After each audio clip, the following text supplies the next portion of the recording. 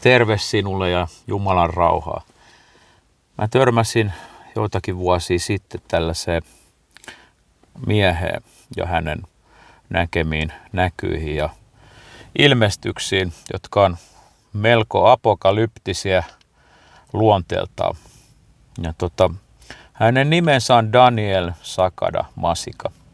Ja hän on siis tosiaan kenialainen, uskova, ja Herra on kutsunut hänet sitten aloittamaan oman tällaisen lastenkodin, jossa hän pitää orvoista ja vammaisista huolta. Ja tekee monenlaista tällaista laupeuden työtä, joka Herraa varmasti miellyttää. Ja hän on myös sitten sanan palveluksessa julistaa evankeliumia ja sitä, että loppu on lähellä ja Jeesus on tulossa ja että ihmisten pitäisi tehdä parannusta. Se on tämä hänen sanomansa ydin oikeastaan, niin kuin mä oon sen käsittänyt. Ja mä törmäsin näihin hänen kokemuksiin sellaisella profetaalisella nettisivulla sitten. Ja siellä oli aika paljon sitten sellaista, mistä mä koin, että ne oli niin kuin ihmisten omasta lihasta lähtöisiä. Mutta tämä Danielin jutut sitten erottu siitä joukosta, koska niissä toistui se, että enkelit jatkuvasti toi hänelle näitä ilmestyksiä. Hän sai jatkuvasti nähdä Jeesusta. Ja nämä viestit on sitten aika paljon muistuttaa mun mielestä niin kuin ilmestyskirjaa ja Danielin kirjaa. Ja niitä on kymmenittäin, varmaan 50 ja 70 välillä ehkä. Ja ne on vakavia ilmoituksia suoraan Herralta. Ja mä uskon, että tänä päivänä moni ei oikein nyt ymmärrä, missä ajassa me eletään. Ja meillä on tosiaan aika käymässä loppuun. Ihmiskunnan aika on loppumassa. Ja vaikeat ajat on edessä. Mä en tiedä, ootko sä kokenut tätä hengessä ollenkaan. Mutta se tulee olemaan näin. Ja tämä Daniel on hyvin nöyrä mies ja hän ei niin kuin toitota omaa torvea ja mä en ole koskaan kuullut, että hän itseään kutsuisi edes profeetaksi, koska paljonhan on sitten niitä, jotka toitottaa, että minä olen profeetta ja he ennustaa sitten, että ensi viikolla asteroidi tippuu sun niskaan ja se ei sitten tuukkaa ja ei ne ole sellaiset sitten profeettoja. Ja ei he välttämättä ole niin kuin vääriäkään profeettoja sitten, että väärä profeettahan on semmoinen sitten, joka niin kuin eksyttää ihmisiä ja opettaa valhetta suoraan saatanalta. Et monet näistä ihmisistä sitten, niin se vaan voi tulla heidän lihasta tai mielikuvituksesta ja joillakin on sitten myös tällaisia valheellisia näkyjä ja ilmestyksiä. Et sit jos niitä ei koetella, niin se on vähän huono juttu sitten, kun niitä aletaan levittelemään. Mutta joo, hänellä on siis valtava määrä näitä ilmestyksiä. Mä oon jonkun verran niitä nyt kääntänyt, mutta siinä on iso homma ja omat haasteensa, koska se Daniel tosiaan, niin hän on sieltä Keniasta. Ja hänen tämä englannin kieli ei ole aina niin täydellistä, että tässä joutuu itse jonkun verran sitten tekemään tällaisia tulkintoja.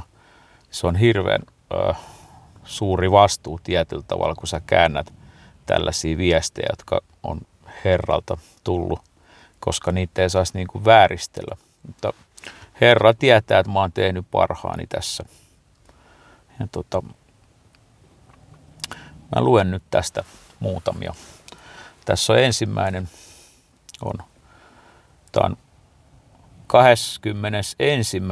marraskuuta 2023 nähty ja tämän otsikko on: hän on valmis erottamaan jyvät akanoista. Oli keskiyö ja oli hyvin pimeää. Kaikkialla oli hyvin hiljaista ja rauhallista. Tuuli puhalsi puiden latvoihin ja pilvissä ilmestyi enkeli. Hänellä oli trumpetti suussaan. Hän lensi siivillään ja puhui kovalla äänellä sanoen: Hän on valmis erottamaan akanat vehnästä. Enkelin takana seurasi tuli, kun hän lensi siellä pilvien keskellä. Maa alkoi oksentaa kaikkea, mitä se oli niellyt sisäänsä, niin vedessä kuin maallakin. Maa vapisi kuin voimakkaan maajäristyksen ravistamana. Hän sanoi, veri, veri, veri. Peskää vaatteenne, tehkää ne valkoisiksi karitsan veressä. Hän, joka on tulossa, ei armahda, mutta veren merkki sydämissänne erottaa teidät akanoista. Sillä yö ja pimeys peittävät akanat, ja kirkkauden valo peittää vehnän. Kuka on se uskollinen palvelija, joka pysyy uskollisena pienissä asioissa? Katsoin, kun hän lensi maan itäosasta sen länsiosaan ja pohjoisesta etelään. Kun aamu koitti, pilvessä ilmestyi kasvot. Maan päällä olevat ihmiset pelästyivät, sillä hänen kasvonsa olivat täynnä valoa. 7 kertaa kirkkaampaa kuin auringon säteet päivän tasaajalla. Yksi ryhmä maan päällä huusi sanoen, siunattu on se, joka tulee Herran nimessä. Toiset piiloutuivat ja pakenivat. Taivaassa ilmestyneet kasvot sanoivat, tulkaa pois heidän keskuudestaan ja erottautukaa, sillä minä lähetin sanani heille, eivätkä he voineet parantua. Maan päällä oli itkua kaikkialla. Sitten nämä kasvot katosivat. Ja valo kulutti kaiken sen, minkä maa oli aikaisemmin oksentanut. Ja tässä on sitten toinen. Tämä on vuodelta 2007. Ja tämän nimi on 7 nuolta. Oli perjantai-aamu kello 3 vuonna 2007. Kuukautta ja päivää ei tosiaan mainita. Olin rukoillut ja sen jälkeen päätin opiskella. Minulla oli muutama raamattu ja kirjoja kirjastossani, joten istuin huoneeseeni, joka toimi makuuhuoneenani että myös opiskelutilanani, ja aloin tehdä raamattu-aiheesta tutkimusta. Yhtäkkiä taloni täyttyi raskaasta valosta. Huone kirkastui yhä enemmän ja enemmän, kun valo virtasi sisälle. Ei vain ikkunasta, vaan se täytti koko tilan. Minä olin järkyttynyt. Sitten näin jonkun seisovan edessäni, pukeutuneena valkoiseen. Kun katsoin häntä tarkemmin, tunnistin hänet. Kyseessä oli sama henkilö, joka oli ilmestynyt minulle vuorella vuonna 2001 ja näyttänyt minulle helvetin ja taivaan, tuonut minut takaisin sieltä ja esitellyt itsensä Jeesukseksi, Jumalan pojaksi. Vapisten katselin häntä ja hän sanoi minulle, haluan näyttää sinulle jotain. Tuolloin en tiennyt paljoa raamatusta. Olin edelleen kasvamassa uskossani, yrittäen ymmärtää pyhiä kirjoituksia ja syventää suhdettani Herraan. Hän piti käsissään jousta ja nuolia ja sanoi, katso tänne. Pienessä huoneessani hän veti sitten jousen kuin metsästäjä. Hän laukaisi yhden nuolen kädestään, mutta sen lentäessä se ihmeellisesti moninkertaistui 7 nuoleksi ilmassa. Katsoin, kun 7 nuolta iskivät maahan. Yksi osui Afrikan keskelle, toinen Amerikkaan, 3 Australian ja niin edelleen, koskettaen jokaista mannerta maan päällä. Aasiaa, Eurooppaa, Etelämannerta ja Etelä-Amerikkaa. Vielä vapisten kuulin hänen sanovan, älä pelkää. Hän kysyi, mitä sinä näet?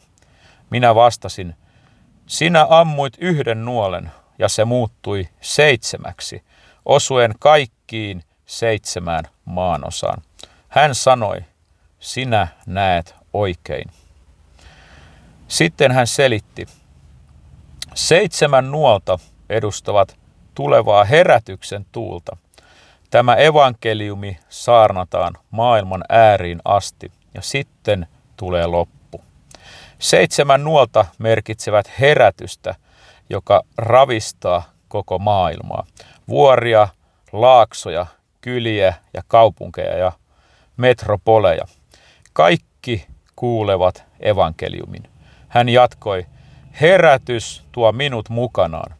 Herätyksen jälkeen ihmisen poika ilmestyy maan päälle. Hän korosti sitä, että tämä herätys olisi kuin ajoneuvo, joka tuo hänet takaisin. Kun kysyin, milloin tämä tapahtuu, hän vastasi, herätys tapahtuu 7 minuutin kuluessa, joista kerroin sinulle. Hänen puhuessaan hänestä säteili tulta, ei tuhoavaa tulta, kuten sininen helvetin liekki, joka sulatti metallia ja jonka olin itse nähnyt, vaan erilaista tulta. Se oli punaista ja keltaista, elävää ja hallitsematonta. Tämä tuli levisi maan päälle, peittäen ihmiset, ilman että se olisi kuitenkaan kuluttanut heitä. Hän sanoi, tämä on herätyksen tuuli, ja se on tapahtumassa tällä hetkellä. Minä näin miljoonia ihmisiä Aasiassa, Afrikassa, ympäri maailmaa huutamassa ja kääntymässä epäjumalan palvonnasta takaisin Herran luo. Mustia ihmisiä, valkoisia ihmisiä, aivan jokaista rotua, jotka täyttivät maan kyyneleillä ja itkulla. Ei katkeralla itkulla, vaan aidon katumuksen kyyneleillä. He katsoivat ylös itkien etsien Jeesusta. Jopa arabin maailmassa minä näin ihmisiä, jotka olivat täyttyneenä pyhästä hengestä, kääntyneinä Herran puoleen. Jotkut heistä kohtasivat vainoa tämän vuoksi, mutta silti he riemuitsivat. Hän julisti, tämä evankeliumi, se, että Jeesus on ainoa todellinen Jumalan karitsa, tavoittaa jokaisen tässä tulevassa herätyksessä. Mutta ne, jotka kieltäytyvät katumasta ja kääntymästä Herran puoleen, tulevat jälkeen jätetyiksi. Osoittain Raamattua, jota minä pidin kädessäni, hän sanoi, jos syöt tuon kirjan, jotain tapahtuu sinulle. Silloin ilmestyksen voima tulee. Hän kehoitti minua toistuvasti, rukoile lakkaamatta, sillä aika on lyhyt. Ja sitten yhtäkkiä hän katosi. Tämä oli hyvin mielenkiintoinen näky ja ilmestys tästä tulevasta lopun ajan herätyksestä. Ja mä oon miettinyt sitten ilmestyskirjan kohdalla, kun on tämä ensimmäinen hevonen, joka on valkoinen hevonen, jolla on se kruunu. Ja hänellä on jousia. Hän lähti voittajana voittamaan. Ja aina opetetaan sitten, että tämä on antikristus. Mutta mä oon miettinyt, että mitäs jos nämä 4 ratsastajaa jakautuukin 2 leiriin tavallaan, että tämä ensimmäinen edustaa sitten sitä herätystä, että se on niin kuin tavallaan sitten Herra enkeli tai joku tämmöinen symbolinen juttu siitä herätyksestä. Ja se herätys lähtee niin kuin todella voittosasti maailmanlaajuisesti liikenteeseen. Ja sitten sen jälkeen, kun tulee nämä sota ja kuolema ja nälänhätä ja nämä, että ne on sitten näitä pimeyden juttuja. Tällainen mulla vaan tuli mieleen tässä. Mä yritän pitää mieleni jotenkin avoimena sille, koska musta tuntuu, että yksikään ihminen ei oikein täydellisesti ymmärrä näitä lopun aikojen juttuja. Että sitä ei tarvitse, kun katsoo joitakin muutama vuosikymmen sitten kirjoitettuja kirjoja, niin niissä on aika eri tavalla jotakin asioita kuin mitä ihmiset tänä päivänä opettaa. Ja tässä on sitten tämä toinenkin näky. Tämän nimi on 3 herätyksen vierailua Yhdysvaltoihin, eli tavallaan tämä on aika hyvä uutinenkin. Ja se on nähty joulukuussa 2013. Se kuuluu näin. Eräänä aamuyönä vuonna 2013, noin kello 1 aikaan, kirkkauden Herra puhui minulle avoimessa näyssä Yhdysvalloista. Hän paljasti useita asioita 3 tulevasta herätyksestä ja vertasi sitten Amerikkaa nuoreen neitsyt-tyttöön, joka oli niellyt jotain, mitä Jumala ei hänelle ollut valmistanut. Hän sanoi, että tämän tytön täytyisi oksentaa se ulos.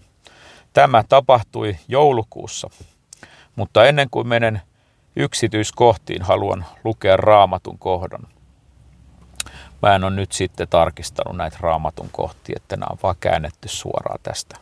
Tämä on Habakuk 3 ja 2. Oi Herra, minä olen kuullut sinun sanomasi ja pelästynyt. Oi Herra, uudista työsi vuosien keskellä. Tee se tunnetuksi vuosien keskellä. Vihassasi muista armoa.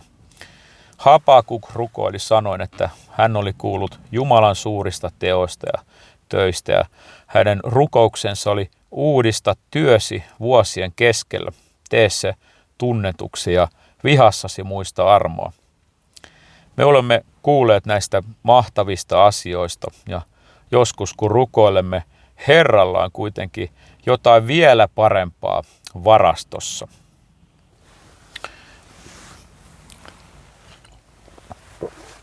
Nyt kerron, mitä Herra paljasti minulle vuonna 2013. Olin 3 päivän paastossa ja rukoilin herätyskokouksen puolesta, avoimen ulkoilmatapahtuman puolesta, siis eräässä kylässä. Toivoin, että Herra toisi paljon ihmisiä, jotka katuisivat ja kääntyisivät hänen puolensa minun kauttani. Oli yö ennen kokouksen alkua, 11. päivä joulukuuta 2013. Rukoillessani tiimini kanssa Herra teki jotain aivan odottamatonta. Noin kello 1 aikaa aamuyöstä heräsin tuntien, kuinka joku kosketti minun rintakehääni. Kun avasin silmäni ja nousin seisomaan, minä en nähnyt ketään ympärilläni. Astuessani hakemaan vettä, jokin väkevä voima sai jalkani horjumaan. En voinut liikkua ja kaaduin lattialle. Vaimoni ei nähnyt, mitä tapahtui, mutta sillä hetkellä minä tunsin, kuinka minut nostettiin ja niin kuin minua kannettaisiin. Yhtäkkiä huomasin seisovani leveällä kadulla Washingtonissa, Yhdysvalloissa. Katselin vasemmalle ja oikealle, yrittäen ymmärtää, mitä oikein oli tapahtunut. Sitten minä näin ratsumiehen. Hän istui hevosen selässä, kädessään palava keppi, joka oli kuin lamppu. Kadun molemmilla puolilla oli kynttilän jalkoja, jotka olivat nekin kuin lamppuja. Jotkut näistä valoista olivat kuitenkin sammuneet. Kun ratsumies sitten kiiti nopeasti niiden ohi, kynttilän jalat syttyivät tuleen molemmin puolin hänen kulkemansa reittiä. Hän meni kauas sytyttäen jokaisen paikan ja niiden paikkojen ohi, joiden hän kulki, niin hän katosi lopulta. Jäin seisomaan keskelle kaupunkia, kadulle. Sitten henkilön sormi kirjoitti maahan numeron 3. Ääni sanoi minulle, Daniel, näetkö numeron? Minä vastasin, kyllä, minä näen sen. Ääni jatkoi, minä aion vierailla tässä kansakunnassa 3 kertaa. Näiden 3 käynnin aikana minä ravistelen kaiken, minkä täytyy järkkyä. Vierailu tulee kuin merenaalto ja se tulee puhdistamaan. Hänen puhuessaan eteeni ilmestyi kaunis pieni tyttö. Sama ääni kysyi minulta, mitä sinä näet tuossa tytössä? Minä vastasin, hän on hyvin kaunis tyttö. Hän näyttää aivan sanan saattajalta. Hän vastasi minulle, näet oikein. Tämä tyttö on Yhdysvallat. Hän on ollut suuri sanansaattaja menneisyydessä. Mutta sitten tyttö alkoi oksentaa voimakkaasti. Herra sanoi, minä aion erottaa sen, minkä hän on niellyt, ja mikä ei ole minun. Hän oksentaa kaiken sen, minkä hän on niellyt. Asiat, joita hänen ei olisi pitänyt nieleskellä monien ystäviensä joukossa. Kun minä vierailen hänen luonansa 3 kertaa, hän oksentaa kaiken sen pois. Tytön oksentaessa prosessi alkoi. Ääni käski, pue hänet puhtaisiin vaatteisiin, minun omiin puhtaisiin vaatteisiini. Ja hänen oksennuksensa pyyhittiin pois jopa hänen suustaan. Ja hänet puettiin puhtaisiin vaatteisiin. Tiesin, että me seisomme Washingtonissa. Herra sanoi, minä vierailen tässä kansakunnassa 3 kertaa.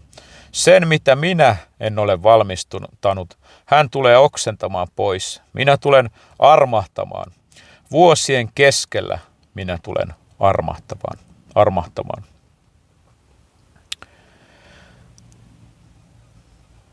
Joo, tässä on sitten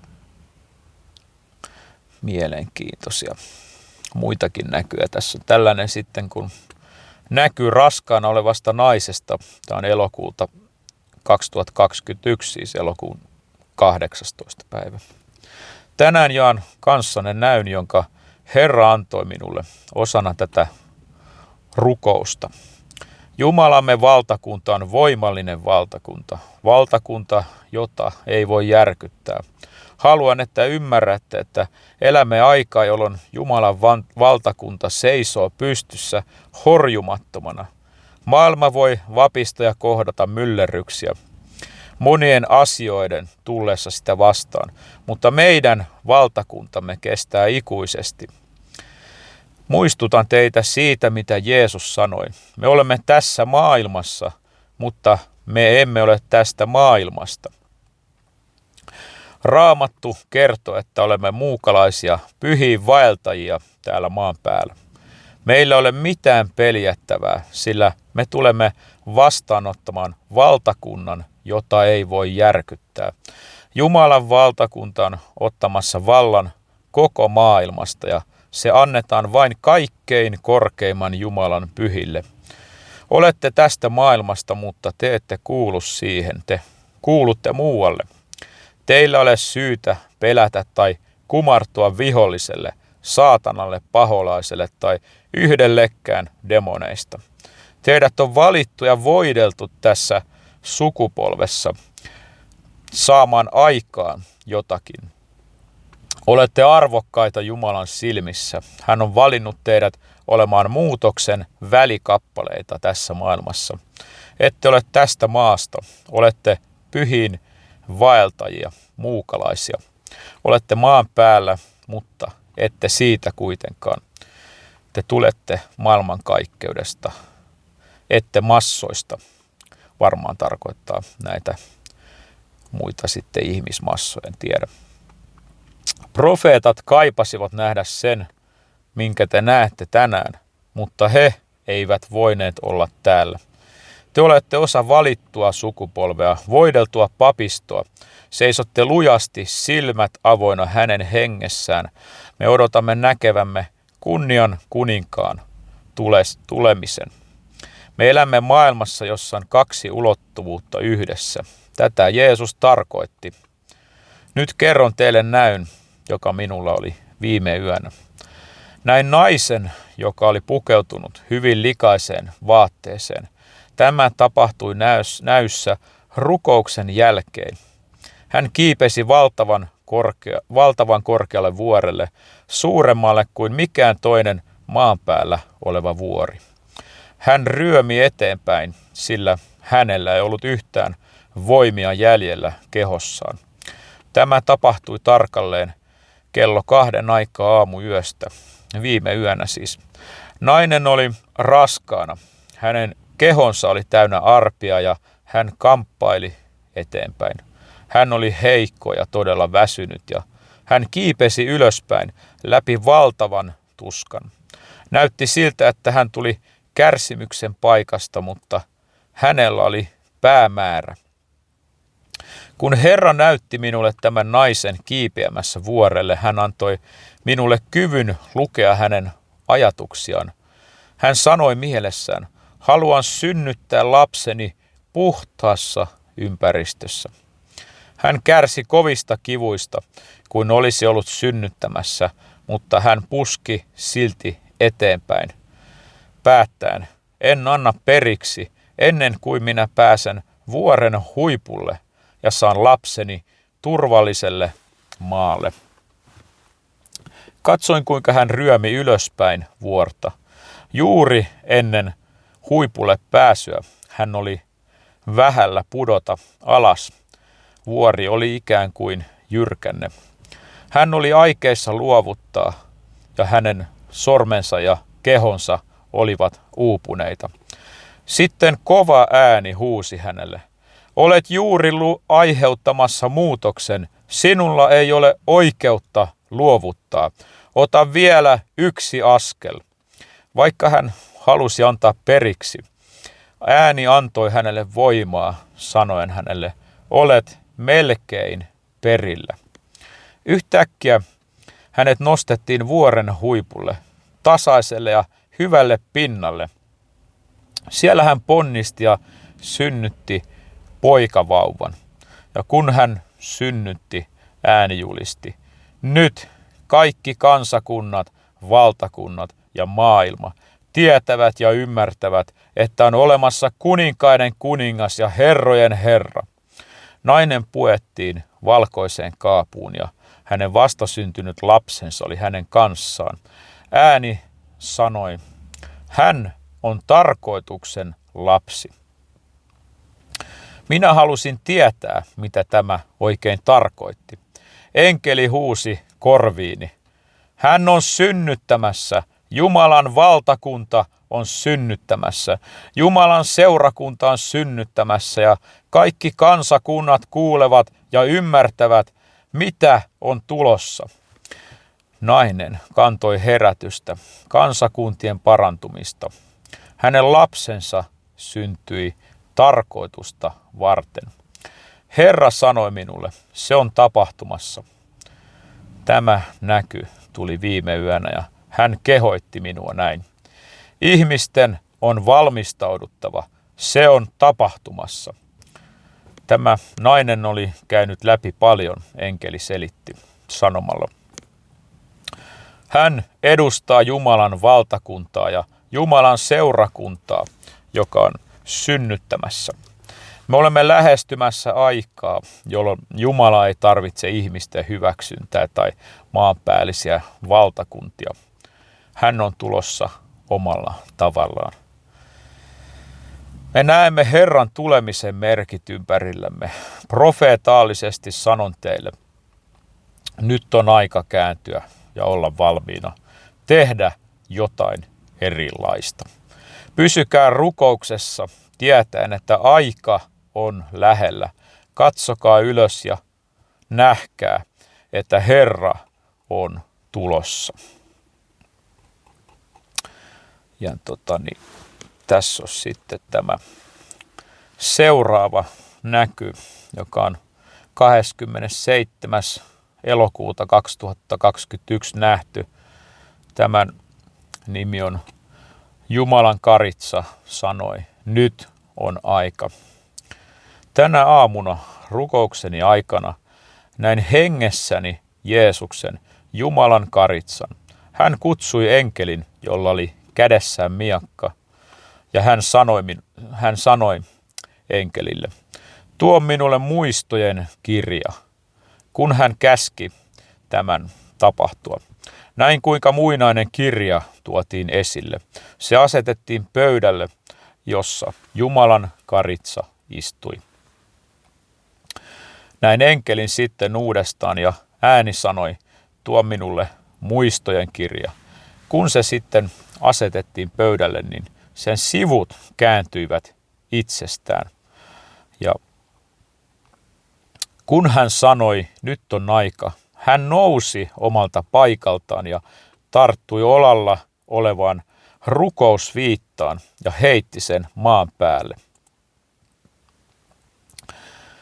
Maan järistys iski ja vuoret vapisivat. Toinen enkeli seurasi ja huusi, Jumalamme valtakunta on lähellä. Kun rukousviitta putosi maahan, niin tuli levisi kaikkialle ja se tuli peitti allensa koko maan. Kuulin huutoja nousevan eri puolta maailmaa. Naiset, lapset ja miehet, kaikenlaiset ihmiset itkivät ja huusivat. Sitten kuulin Jumalan karitsan puhuvan jälleen. Hän sanoi, kerro heille, että nyt on aika. Minä heräsin tästä näystä, mutta kuunnelkaa tarkasti. Nyt on aika. Jumalan seurakunta, Jumalan pyhät, kaikkien on oltava valmiina. Herätys tuo Jeesuksen mukanaan. Kun herätys tapahtuu, Jeesus saapuu. Ymmärrän, että Raamatussa on paljon tietoa merkeistä, jotka tulevat nopeasti ennen kuin kunnian kuningas ilmestyy. Mutta kuunnelkaa tarkasti, hän tulee omalla tavallaan. Ei vain sidottuina kirjoitettuihin merkkeihin. Halusin ymmärtää tämän, mutta hän on kuninkaiden kuningas ja herrojen herra, ja hän tulee niin kuin hän päättää. Raamattu sanoo, tämä evankeliumi saarnataan maailman ääriin ja sitten tulee loppu. Se tarkoittaa sitä, että kun herätys tulee, mitään ei jää tekemättä. Jeesus palaa ja Jumalan pyhät suuret joukot tulevat itkemään ja katumaan ja kääntymään takaisin Herran luokse. Tämä tapahtuu Pyhän Hengen ohjauksessa, Jumalan voitelussa. Pysykää elävänä uskossa, pysykää rukouksessa ja pitäkää kiinni Jumalan sanasta. Huolehtikaa vaatteistanne. Pysykää puhtaina karitsan veressä. Valvokaa henkeänne profeetaalisessa näyssä, josta puhuin. Nähkää aikakausi hengellenne ennen kaikkea muuta. Tässä on sitten näky saatanallinen pyörremyrsky. 2. syyskuuta 2021 on se aika, jolloin hän on nähnyt tämän. Hän sanoo siitä näin. Enkeli ilmestyi taivaalle salaman ja ukkosen keskelle, mutta pimeä pilvi peitti koko maailman. Enkelillä oli miakka kädessään ja hänelle oli annettu tehtävä pysäyttää nopeasti liikkuva myrsky, joka oli kuin tsunami. Enkeli laskeutui nopeasti, asettaen toisen jalkansa Yhdysvaltojen maaperälle ja toisen veden päälle. Ja tuuli, vedet ja pyörremyrsky lähestyivät Amerikkaa suurella nopeudella. Kun pyörremyrsky näki tämän enkelin, se jakaantui 4 osaan ja alkoi liikkua eri suuntiin pyrkien hukuttamaan koko maailman. Enkeli nousi ylös ja asettui taivaan ja näiden vesien väliin. Hän ojensi kätensä, jossa oli miakka, meren ylitse. Ja miakasta purkautui voima, joka oli niin kuin tuli. Tämä tuli levisi veden pinnalla ja tsunami lakkasi tuoden mukanaan rauhan. Sitten enkeli laskeutui luolaan, jossa oli 21 eri presidenttiä. He palvoivat ja tekivät liiton sen pyörremyrskyn kanssa, jonka enkeli oli juuri hajottanut. He kutsuivat langennutta enkeliä antamaan heille voimaa ja vapauttamaan tuhon aallon maan päälle. Mutta enkeli puhui ääneen, joka tuli ylhäältä, sanoen, sitä ei tapahdu. Sekoita heidän mielensä, kunnes karitsa on kirkastettu. Presidentit tulivat ulos tästä luolasta hämmentyneinä ja mykkinä, kykenemättöminä puhumaan toisilleen. Maailma ja saatana suunnittelevat näkymättömissä muusta maailmasta. Ihmiskunnan pois pyyhkimistä solmimalla liittoja demonien ja pahojen voimien kanssa. Kuitenkin Jumala on osoittanut rakkautta ja armoa. Jokaisen, jolla on ymmärrystä ja korvat kuulla, tulisi piiloutua Jumalan karitsan suojaan. Viime päivinä minulla on ollut vahva vakaumus rukoilla ja vietettyäni pitkän aikaa sitten skippasin tuon otsikon. Tämä on seuraava näky on sitten verikuu. Se on päivätty 10. päivä syyskuuta 2021. Viime päivinä minulla on ollut vahva vakaumus rukoilla.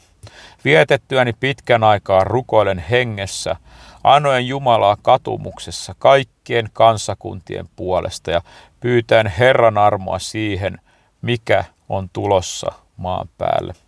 Minä pyysin häntä muistamaan sen hinnan, jonka karitsa maksoi. Rukoilin, että Jumala lähettäisi parantumista ja synnin tuntoa oman henkensä kautta, kutsuakseen johtajat, presidentit, kirkot ja seurakunnat, jokaisen orjan ja jokaisen vapaan ihmisen polvistumaan katumukseen, vastaanottamaan vapautus heidän sieluillensa ja saamaan itselleen elämän kaikissa kansakunnissa. Sitten kesken rukouksieni näin jotain, joka häiritsi minua syvästi. Meksikon ja Yhdysvaltojen rajalla ilmestyi pimeys. Se pimeys oli niin kuin raketti. Se tuli Meksikon kautta, lentäen nopeasti asettuen Miamin, Kalifornian ja Orlandon taivaalle. Kun kysyin Herralta tästä pimeästä pilvestä, joka näytti raketilta ja tuli Meksikon kautta, hän sanoi minulle, rukoile, sillä vihollinen suunnittelee suurta hyökkäystä Yhdysvaltoja vastaan. Herra paljasti, että tässä pimeässä pilvessä, joka muistutti rakettia, on henki, joka janoaa verta. Minä näin seuraavaksi hyllyillä tiettyä ruokaa, joka näytti täsmälleen kuin suolatulta lihalta, mutta jokainen, joka söi sitä lihaa ja ruokaa, sairastui vakavasti. Jotkut kuolivat oksentaen verta. Kutsun kiireellisesti kaikkia rukoilemaan tämän asian puolesta. Nythän on itse asiassa muistaakseni tänä päivänä, kun mä eilen luin uutisista, niin tänään hän on verikuu ilmeisesti. Jos minä oikein muistan, mulla on mikään maailman paras numero muisti, että saatan kyllä erehtyäkin siinä.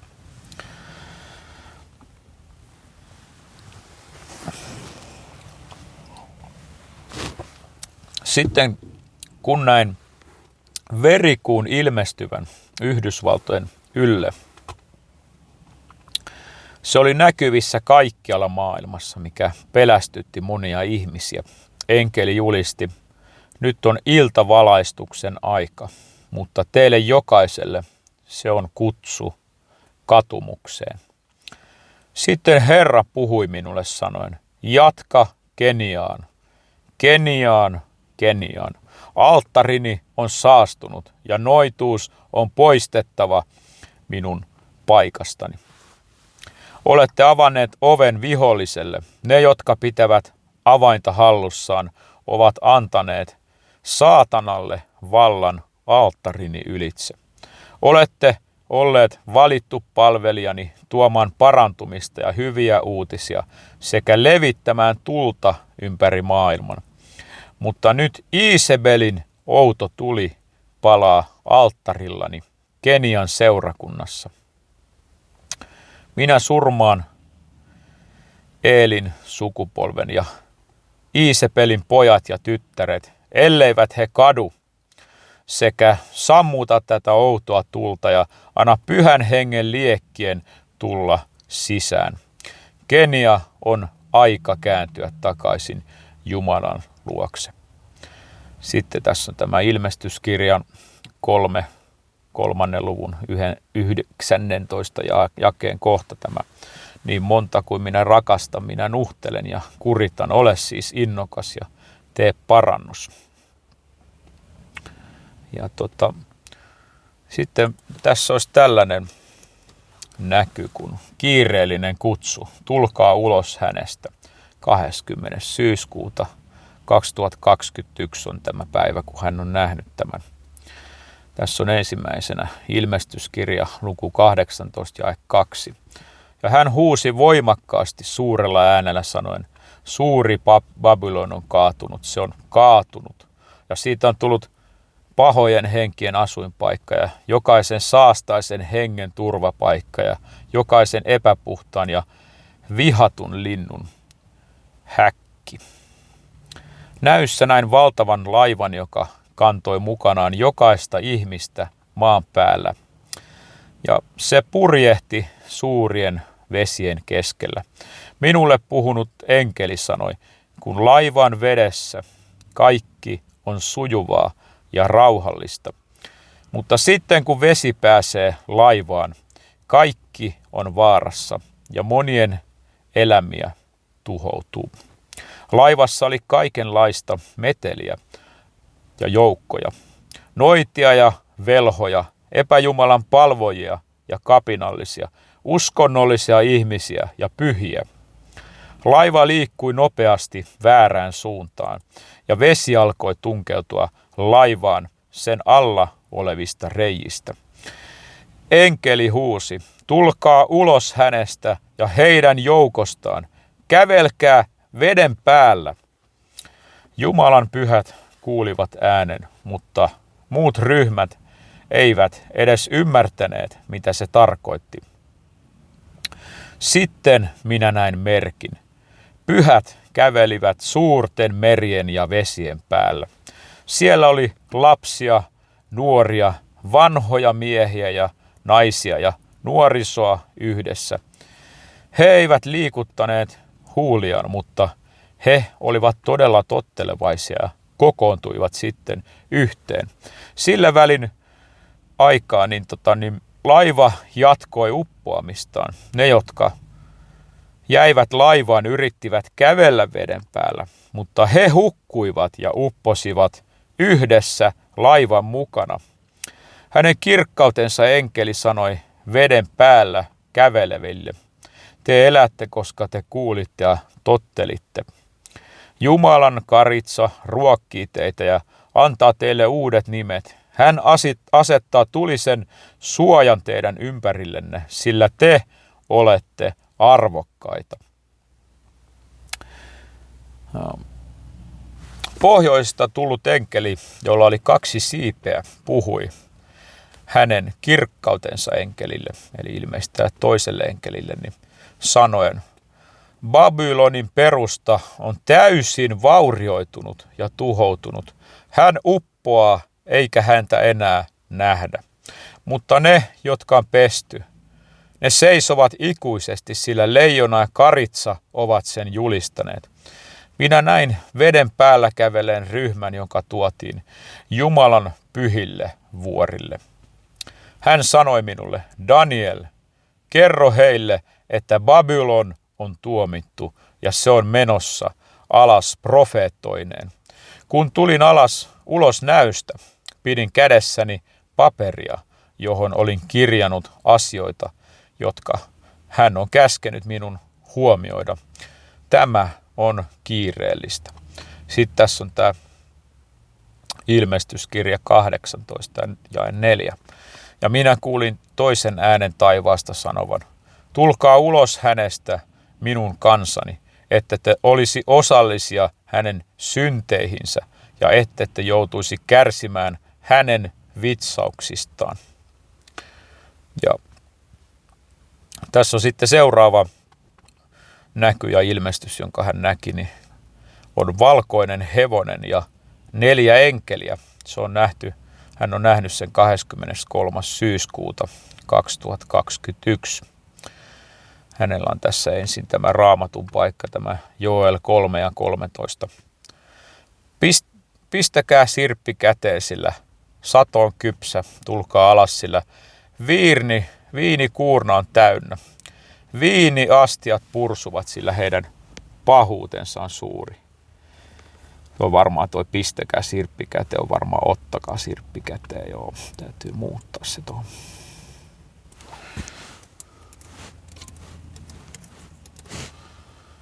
Ja tää menee sitten näin tämä näky, että syyskuun 23. päivän aamuna näin 4 enkeliä seisomassa maan päällä. Jokaisella oli torvi ja sirppi käsissään. Itäinen enkeli soitti kovaäänisesti ja puhui valkoisella hevosella ratsastavalle, jota he kutsuivat monien esikoiseksi, pyhien profeettojen herraksi ja jumalaksi, aluksi ja lopuksi, sekä kirkkaaksi aamutähdeksi, sanoen, Herrani, sato on valmis. Hänen sanojensa myötä maa ja kaikki siinä oleva vavahtelivat, niin kuin voimakkaan tuulen ravistamana. Valkoisella hevosella oleva vastasi, alttari on valmis ja pyhien suitsukkeet ja rukoukset ovat täynnä. Sitten hän julisti, valmistautukaa, valmistautukaa, valmistautukaa, sillä me olemme valmiita suureen, me olemme valmiita sadon korjuuseen.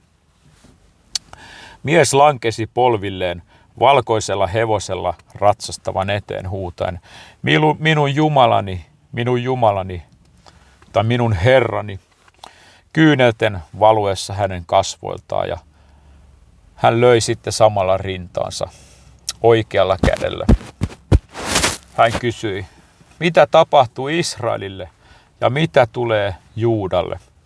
Hiljainen ääni kutsui miestä Abrahamiksi. Valkoisella hevosella olevan vastaus jylisi kuin ukkonen ja polvistunutta miestä lohdutettiin. Sitten ilmestyi toinen enkeli, jota 4 enkeliä kutsuivat kapinaksi ja himoksi. Hän oli juopunut verestä ja lausui Jumalan pilkkaa ja kirouksia. Tämä kapinaksi kutsuttu enkeli sanoi, että hänen aikansa oli vähissä ja hän anoi sen pidentämistä. Valkoisella hevosella oleva ei puhunut hänelle ollenkaan eikä vastannut hänelle vihassa. Kapinan enkeli lensi ympärinsä kuin sokea lintu, vasemmalle, pohjoiseen ja oikealle, ennen kuin hän sitten rysähti maahan kuin kaatunut puu. Valkoisella hevosella oleva sanoi sitten näille 4 enkelille, valmistautukaa, valmistautukaa, me menemme sadon korjuuseen. Hän lausui joitakin sanoja ja sitten ovi avautui yläpuolella. Nämä 4 enkeliä torvineen ja sirppeineen menivät siitä sisään ja ovi sulkeutui heidän jäljestään. Sitten valkoinen hevonen ja sen ratsastaja liikkuivat maan pinnalla. Hän sanoi minulle, kerro maalle, että sen on tehtävä parannus ja käännyttävä, sillä kausi on muuttunut ja aika on lähellä. Joo, nämä on kyllä tosi mielenkiintoisia. Varsinkin tämä seuraava ja viimeinen nyt, minkä mä tuun teille lukemaan. Tämän otsikko on tämmönen. Oletko sinä valmis telttoihin tai luoliin? Se on päivätty 25. syyskuuta 2021. Tässä on tämä Matteuksen 24, jakeet 9 ja 10. Silloin teidät annetaan alttiiksi ahdistuksille ja teidät tapetaan ja kaikki kansat vihaavat teitä minun nimeni tähden. Ja silloin monet lankeavat ja pettävät toisensa ja vihaavat toisiaan. Hän aloittaa tämän viestin, että shalom, eli rauhaa, se on munkin tervehdys nykyään. Ja syyskuun 25. päivän aamuna ystäväni ajoi minua autolla, siis antoi kyydin ja kyseli uskosta ja profetaalisesta palvelutyöstä. Keskustellessani hänen kanssaan minut valtasi raskas uni. Huuleni tuntuvat raskalta ja kesken keskustelumme minä vaivuin uneen ja minä siirryin yliluonnolliseen maailmaan, jossa näin seuraavanlaista. Minä näin naisia ja miehiä pakenemassa kodeistaan, kaupungeista, asutuskeskuksista. He päätyivät asumaan luoliin, telttoihin ja erämaihin, metsän keskelle, ei kenenkään maalle, aivan yksin pitäen raamattuja käsissään. Sitten tuli määräys kaikista hallituksista, että raamattu on tuhottava. Minä näin heidän onnistuvan poistamaan raamattusovellukset Googlelta ja kaikki internetissä olevat raamatut myös. Se, mitä jäi jäljelle raamatusta, oli turmeltu, muutettu ja manipuloitu. 5 vaikutusvaltaista ja voimakasta kuningasta juonittelevat salassa keskenään ja he päättivät, että uskon ihmiset, eli seurakunta, olivat kapinallisia ja esteenä heidän tarkoitukselleen ja tahdolleen. He sopivat sitten tuhoavansa raamatun, sen alkuperäiset käsikirjoitukset ja museot.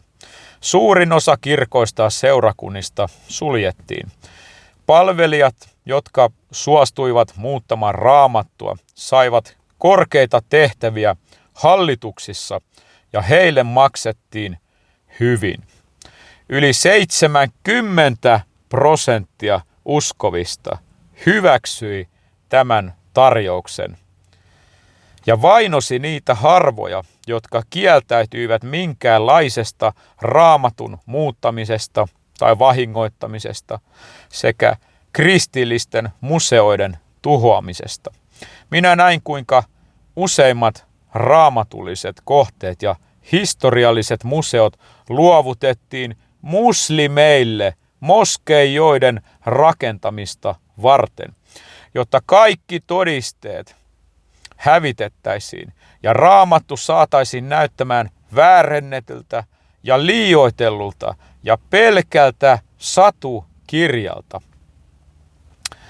Tässä on sitten tämä Matteuksen 24 luku jae 22.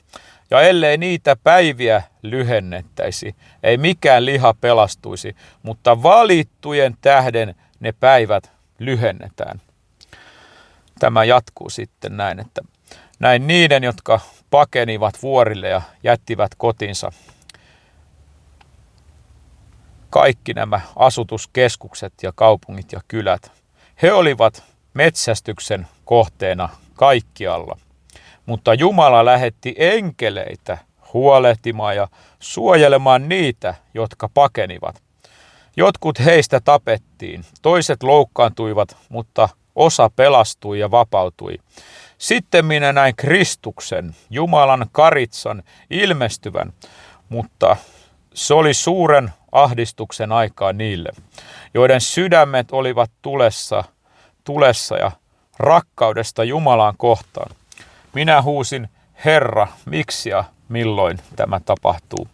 Ystäväni kuuli sen ja hän kosketti minua ja kutsui minua nimeltä. Silloin minä heräsin tästä näystä syvästi järkyttyneenä. Olkaa kilttejä ja rukoilkaa. Ja mä muistan nyt siitä, kun mä käänsin tämän. Tämä on todella puutteellista englantia tämä kohta, kun hän sanoi, tämän, minkä mä oon kääntänyt, että Herra, miksi ja milloin tämä tapahtuu, niin tämä alkuperäinen lause on vähän epälooginen. Hän on kirjoittanut, I shouted, Lord, why and until when? Että se voi periaatteessa, että mihin asti tämä kestää tai milloin se tapahtuu. Mä en nyt tarkkaan tiedä, mitä hän tässä sanoo, mutta parhaani yritin tämän kääntää. Ja tässä on sitten loppumuistutuksena vielä tämä ilmestyskirja luvun 14 ja 12 kohta, jossa sanotaan, tämä kannattaa loppuaikana sitten painaa mieleen erittäin tarkasti. Tässä on pyhien kärsivällisyys. Tässä ovat ne, jotka pitävät Jumalan käskyt ja Jeesuksen uskon. varmaan siinä Raamatussa, mitä mä luen se vanha käännöstä, niin niiden, jotka pitävät Jumalan käskyt ja Jeesuksen uskon. Eli se meitä sitten, jos joudumme näitä aikoja joskus näkemään, niin se meitä sitten antaa kärsivällisyyttä ja voimaa, että mehän tiedetään, että se ei ole mikään vaihtoehto se pedonmerkki. Se ei ole minkäänlainen vaihtoehto, että ei pidä koskaan olla niin heikko, että sen ottaisi. Että Jumala antaa siihen sitten voimaa. Ihmisellä itsellä ei ole voimaa, eikä viisauttakaan vastustaa sitä, mutta Herra kyllä sitten johdattaa, että me laitamme kaiken luottamuksemme häneen. Meidän Jumalamme, hän on luonut maailman kaikkeuden, miljardit ja miljardit galaksit ja niissä olevat miljardit ja miljardit planeetat ja tähdet, tähdenlennot ja asteroidikentät ja avaruussumun, kaiken tämän. Että muista ikinä mikä tahansa tilanne sun elämässä on, että Herran käsi ei ole liian lyhyt auttamaan sinua. Hän on minut pelastanut kuolemasta, kun mä olisin kalliolta pudonnut kuolemaan, niin hän voi todellakin sinulle tehdä ihan mitä vaan. Oli maailmassa sitten kuinka synkeätä tai tahansa. Meidän Herramme on valkeus ja hän on luonut koko tämän maan ja hän kykenee kyllä pitämään meistä huolta ja hän kykenee pitämään meidät myös loppuun asti sitten pystyssäkin. Hän on meidän uskomme alkaja ja täyttäjä, mutta juostaa loppuun asti tämä lyhyt uskon kilvotus, mikä meillä on tämä elämä. Sillä elämähän on pelkkä silmän räpäys, kun sitä vertaa ikuisuuteen.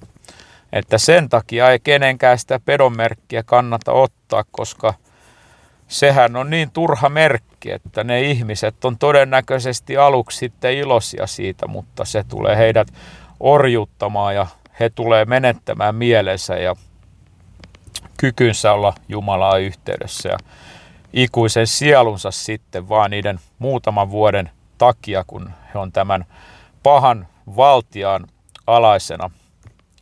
Ja se on surullista sitten, että ihminen vaihtaa tuommoisen ikuisen sielunsa, koska tämä antikristus, hän on saatanan poika. Samoin kuin Jeesus on täydellinen Jumalan poika, niin tämä tulee olemaan täydellinen pahuuden ilmentymä tämä, että hän tulee ensin näyttämään koko maailmalle sellaisena hyvältä ihmiseltä, joka auttaa köyhiä ja tuo rauhaa ja näin edespäin, mutta sitten hän tuo tämän merkin sitten varmaan turvallisuuden pohjalta ja siinä on monenlaisia etuja sitten myös. Se näyttää jännittävältä uudelta teknologialta tämä, että nyt saa sirun käteen, että en tarvitsekaan nyt kännykkää mukana ja näin edespäin. Mutta sanassa sanotaan selvästi, että jokainen, joka ottaa sen pedon merkin, niin menettää sielunsa ja näiden ihmisten kohtalo on tulinen järvi. Siellä saatanan kanssa sitten. Ensimmäiseksi hän sinne heitetään peto ja väärä profeetta. Sitten kun Jeesus tulee takaisin ja tuhoaa sitten kaikki hänen vastustajat suunsa henkäyksellä, että niin vähän Herran tarvitsee voimaa siihen käyttää. Vaikka onhan hänellä sotajoukotkin sitten mukana, mutta antikristus ja väärä profeetta, niin ne on varmaan kahdestaan siellä 1000 vuotta sitten, kun Herra perustaa tämän 1000-vuotisen valtakunnan tänne maan päälle, niin ne vähän niin kuin laiva vihkitään, kun sinne heilutetaan se viinipullo ja se menee rikki siihen kylkeen, niin samalla tavalla sitten vihkitään käyttöön tämä tulinen järvi ja jokainen, joka kuuluu sitten antikristukselle lopun aikana, joka ikinen ihminen lentää sitten sinne. Että tässä on sinun kärsivällisyytesi, jos sä joudut joskus näihin aikoihin, niin muista nämä mun sanat. Älä ota sitä pedon merkkiä, se helpotus, minkä se suoni ihmiselle, niin se on hyvin, hyvin väliaikaista, mutta ne seuraamukset, ne on ikuisia. Ei kai tässä muuta, näitä näkyjä hän hänellä paljon lisää ja ne on kaikki tämän kaltaisia. Ja ne ei ole mitään korvasyyhyjuttuja sitten, että kaikki ei ehkä niitä pysty ottaa vastaan. Mutta mä toivon, että sä oot yksi niistä, jonka hengelliset silmät ja korvat ja sydän olisi avoimena sille, mitä Herra haluaa näinä viimeisinä päivinä puhua palvelijoidensa kautta sitten seurakunnalleen ja valmistaa Kristuksen ruumista tulevaa aikaa. Ei tässä muuta, ole siunattu Jeesuksen nimessä.